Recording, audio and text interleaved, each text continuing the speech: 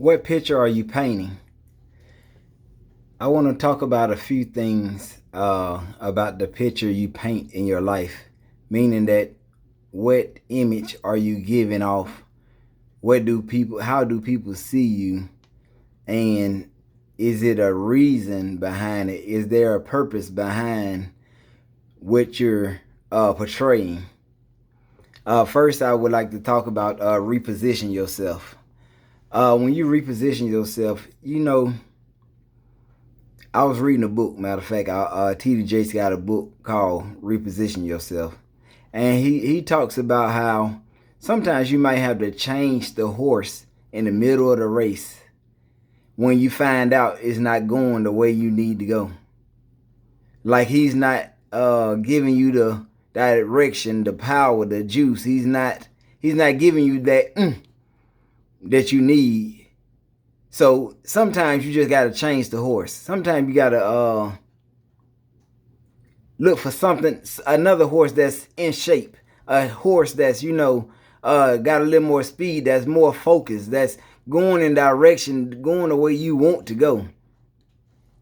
That means freedom, flexibility, thought. To change your career. That's what I'm talking about when I say horses, meaning your career. The career you're in, the field you're in, it may not be working out for you. So you might have to just go about in another direction. Even through the mix of whatever it is, you might have to change direction, change the course. Because if you don't, you'll be stuck and stagnated for a long period of time. And before you know it, you'll be having grandchildren, and grandchildren be having more children, and you'll still be in the same spot. And you never fulfill your dream, your purpose, your destiny as you're here left on this earth. One of the other things I like to talk about is being an outstanding leader. One of the things you have to do as a leader, first of all, is learn to take responsibility. When you take responsibility, first of all, you're taking responsibility in three different levels. I'm going to just break it down. First of all, I'm going to say spiritually. When you break it down and you think about it on a spiritual level, that means that I have to take responsibility that I'm not where I am in my life because I'm not in tune with myself. Or I'm not only in tune with myself, I'm not focusing on the matter of the Creator God who placed me here on this earth. I'm not using my abilities to find out more about my purpose. So when I say a spiritual responsibility, it means that you got to get to the point of knowing who God is. When you find out who God is, then you can find out who you are. The next thing is home.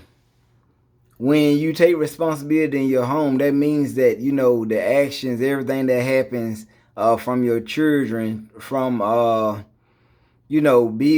whatsoever your spouse, if you don't have anyone, taking responsibility means that everything that happens within you, starting at home right here, meaning that if you take responsibility for every action that goes on, everything that happens, then yes, you can move to the next level because you're able to say, you know what, I messed up right here, but I'm gonna move on. Or I should have did it this way instead of that way. I'm gonna move on. You got to take responsibility in order for you to grow. And the last thing I just want to speak on responsibility is in your environment. And that goes a long way because first, as we spoke about it in home, you always heard people say that it starts at home. So if it starts at home, that means that whatever you're doing in your home, you'll take it out in your environment. Meaning that however I am here, that's how I'll be there. So you can't have it both ways. You can't be one way at home and another way in the streets. A lot of times people say you can, and they do that, and they putting on all these masks, but they're fooling themselves because at the end, it don't work out. So one thing you got to learn is take responsibility for whoever you are. And then as you take responsibility for who you are, then you can act upon it. And as you act upon it, it'll grow and it'll give you the growth process that you need. And as you get the growth process that you need, you can take it to your environment. What do I mean by taking it to your environment?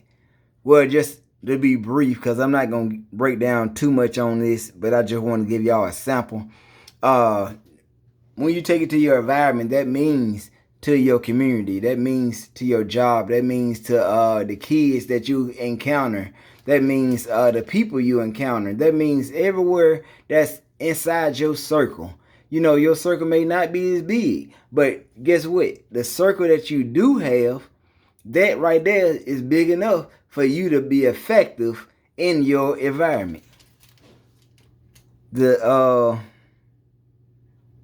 last thing I'd like to speak upon in this is research. We got to get to the point of research, and we got to start studying about your environment, studying about the nature that goes what's around you, study about food, study about, you know, it's a lot of stuff that goes on around us. And the reason we're be blind because we don't look up anything. We just take the word of mouth from someone who get on the media, or we take the word of mouth of the news, or we take the word of mouth of, you know, he say, she say. But if we just really start studying, doing our research, then we could be more effective or I could say be prone to being against the stuff that's knowing that it's not good for us. For instance, if I look up the meat that some of these restaurants, they actually don't have real meat. If I start doing my research and I'm like, you know what, that's not good for human consumption, well, let me bag away from it. So that's what I mean by research, not just studying as far as your growth process as your mind, but I mean all the way around, not just a little bit, but everywhere. So start doing a little research, take responsibility, be an outstanding leader, reposition yourself, and then the picture that you're trying to portray, people will see it.